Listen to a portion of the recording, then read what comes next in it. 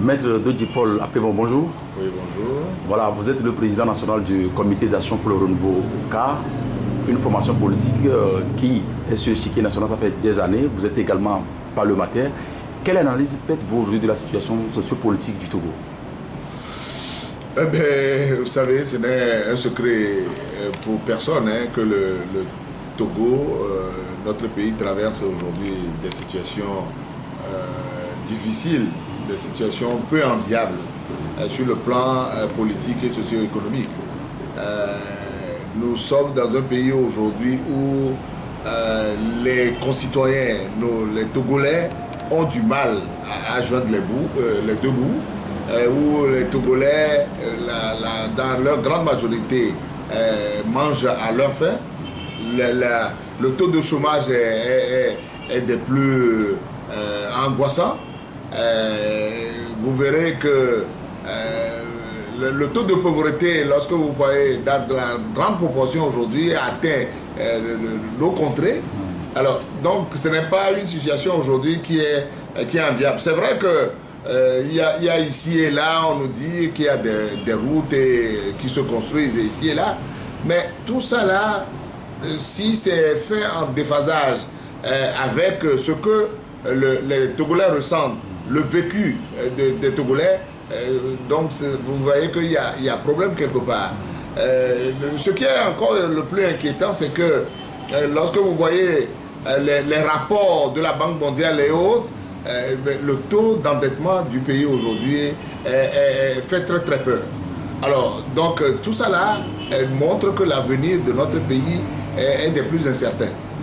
Alors, comment faire pour que tout ça là, les problèmes économiques là, on puisse aujourd'hui les résoudre? Ce n'est que par la volonté politique. Parce qu'on nous parle aujourd'hui de corruption. Parce qu'en réalité, le problème dont nous parlons là, tout ça là, c'est lié au problème de la gestion efficiente du pays. Lorsqu'il y a la malgouvernance, tout ce qui se fait ici et là ne donne jamais de résultat lorsqu'il n'y a pas de volonté politique réelle.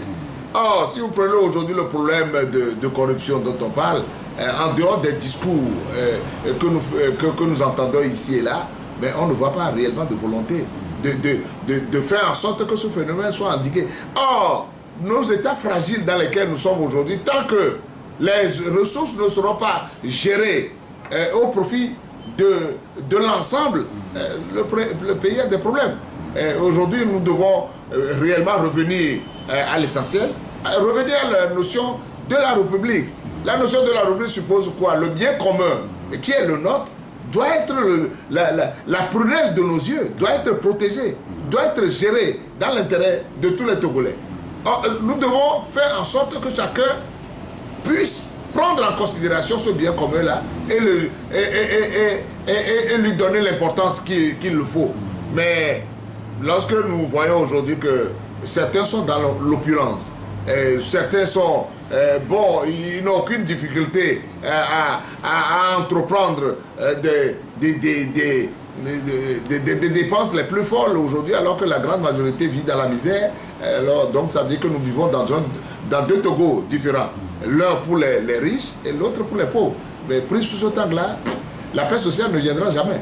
C'est pour ça que moi je dis, tant qu'on ne fera pas un effort pour réellement revenir aux fondamentaux qui permettent à ce pays de décoller, eh bien, nous aurons du mal à y arriver. Et puis surtout que, ajouter à ces problèmes, à ces difficultés économiques, il y a les problèmes politiques. Parce que les efforts qu'un gouvernement fait pour régler les problèmes économiques, si ces efforts ne sont pas en adéquation avec les problèmes politiques, vous avez beau faire des efforts, mais ça ne débouchera sur rien du tout. Et aujourd'hui, nous savons que le Togo souffre d'un déficit chronique en matière démocratique.